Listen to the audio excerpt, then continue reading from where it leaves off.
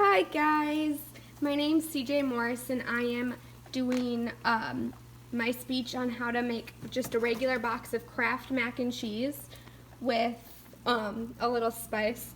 So I was going to add broccoli and I looked in my freezer and unfortunately I don't have just solid broccoli. I haven't done my grocery shopping for the week yet, but to start off making the mac and cheese, you need a pot, a decent size. I fill it about just over halfway full with cold water. I had started boiling the water before I had recorded my speech because on the box it says it takes 7 to 8 minutes, but our speeches can only be within a certain amount of time, so I had already started the mac and cheese. So once the water was boiling, I had put the mac and cheese noodles in there and stirred them around a few times. And then I would plop my vegetables, I like the bird's eye, normally just plain broccoli, into my microwave for 5 minutes, I believe it says.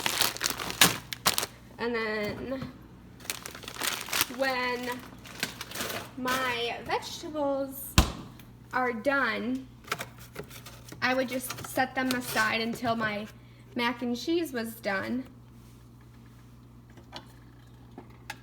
But I don't have them this time. And you also would need a wooden spoon. And I like to add butter to mine. I know some people do milk, but I like the butter. It just seems to add a little bit more flavor to it. And you also need a strainer.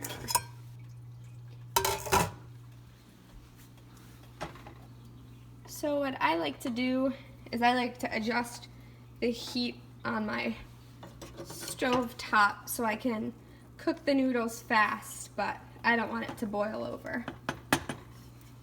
I think this is important to know how to be able to spice up the mac and cheese a little bit. I mean, it's helpful because I'm in college and meals aren't cheap, so it's nice to be able to make my food taste good and look good just by spending a few extra dollars. I think like frozen veggies are maybe like $2 at most. But this might be helpful for those parents who have children who don't necessarily like to eat their vegetables and enjoy mac and cheese.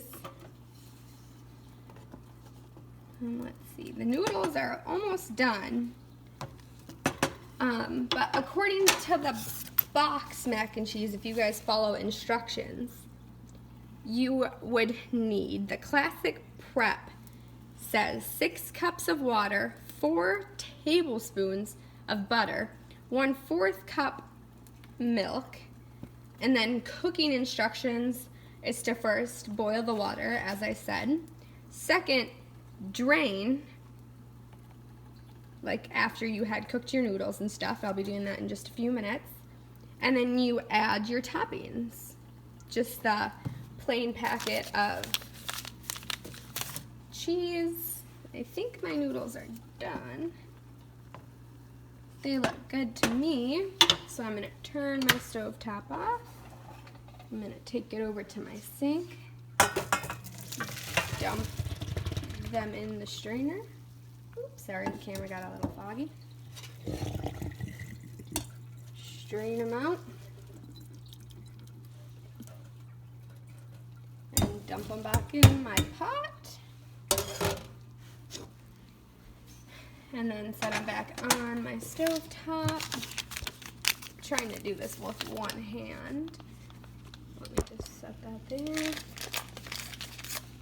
And now I'm going to add in my cheese.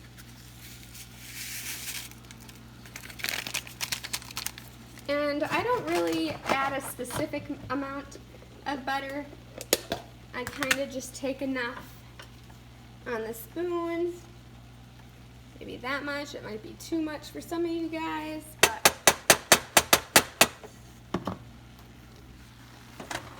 and then I'll stir it all on in. And then at this point in time, I would have my vegetables, so I would have been adding them in as well while I'm stirring the cheese.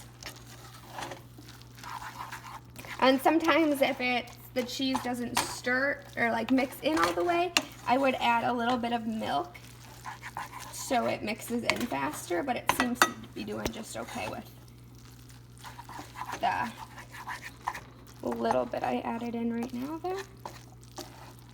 And of course, I wish I had broccoli to show you guys the final product, and my internet is currently out at my apartment, so I couldn't get a visual aid of the mac and cheese with the broccoli inside. But I hope this helps you guys, and let me know if any of you guys try it after watching my video. Thank you.